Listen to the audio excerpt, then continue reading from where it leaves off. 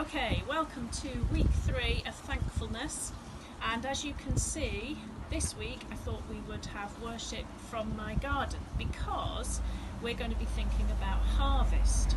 So if we start with our greeting, peace be with you. Okay, hopefully you all replied. So harvest is a time after the summer's finished and we get into autumn when the farmers are gathering and harvesting in their crops. So all the things they've been growing over the summer are ready for them to get out of the ground and sell to the shops, ready for us to buy. So it's a really special time of thanksgiving and saying thank you to those people who work really hard to grow our food. And Christians often mark this in churches with a harvest festival.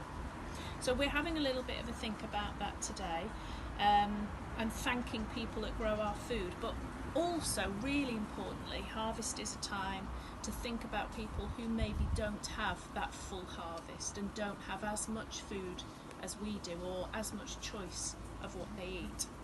Okay, so to start with, there's a green cloth on the table, which is to symbolise, to remind us of God's green earth. And we're going to put a few other items on here to help us understand and be thankful and remember lots of different things to do with harvest. Okay, so the next thing I'm going to put on the table, on the cloth, on the green cloth, are some of our favourite foods in this house, or food that links to harvest that we like to eat. So one of those things is some rice. I love all types of rice. This is jasmine rice, which is grown in Thailand. So with the rice, we are remembering those farmers all the way over across the other side of the world in Thailand who've grown that rice and shipped that all the way over here for us to buy. And the other thing that we like a lot in our house is honey. Hopefully you all know the animal, the insect that helps make the honey, but there are people who have beehives and who have to cultivate and look after the bees and cultivate the honey to sell it in the shop. So these two things, two of the things we like in our house, and we're remembering the people who help to produce those. So have a think about what one of your favourite foods might be and how it's grown. And then we have, very simply, a glass of nice clean water that's clean enough to drink, and that's really special because you all know how important water is and how much we've got to drink water every day. But there are lots of people in the world that don't have access to water like we do. They maybe have to walk miles to get to a tap, and even when they do that, the water's not necessarily clean. It might be full of germs and bacteria. So we're really, really fortunate to be able to just go to a tap, turn it on, and get some really nice fresh drinking water. So harvest reminds us to be thankful for that. The next item is a plant. Now this happens to be Greek basil. You might have used basil if you do some cooking. You might have put basil in something to flavour it. The plant, the green plant, reminds us though, and helps us to think of being thankful for the warmth and light of the sun in the sky and the energy that it gives to enable us to grow things in the world.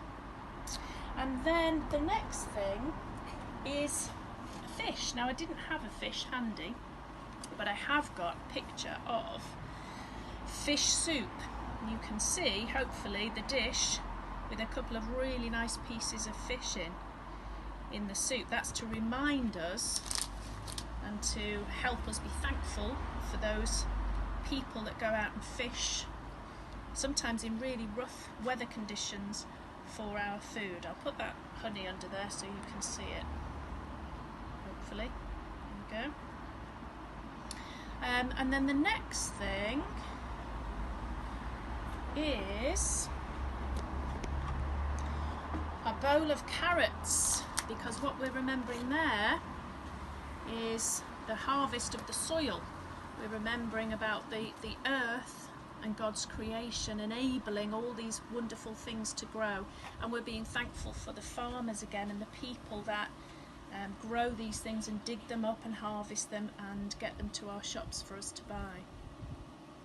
Okay, so all these things remind us to be thankful for the harvest, thankful for God's creation, and that He enables all of these things to grow for us to eat and enjoy and give us life and health. And what I want you to do is have a look at those things and just have a think and reflect on the fact that at the moment you might have heard lots of things about how the earth is being spoilt, and there are lots of things we need to do to look after it, and lots of things we can do to look after it. If we take too much and we're too greedy, there's not enough for everybody around the world. So we've got to think about not damaging our world, about looking after the world because it's such an amazing place to live, and trying to be a bit more thoughtful about other people that don't have so much. So that means us not wasting the things that we're given. So if you have a think about those things, I'm going to light the candle while you reflect on what you might be able to do to help look after God's world and our world, and how thankful you are for your favourite foods. And we're going to say a short prayer to finish. So you can either close your eyes or just sit really still and listen and say Amen at the end if you agree. For the fruits of the earth we thank you. For the harvest of the sea we thank you. For the beauty of the sky we thank you. For your energy throughout the whole of creation we thank you, Heavenly Father. Amen. Okay, have a great week. Don't forget to say thank you. Take a moment to pause every now and again to be thankful, and make sure you come and tell me all about it when you see me around school.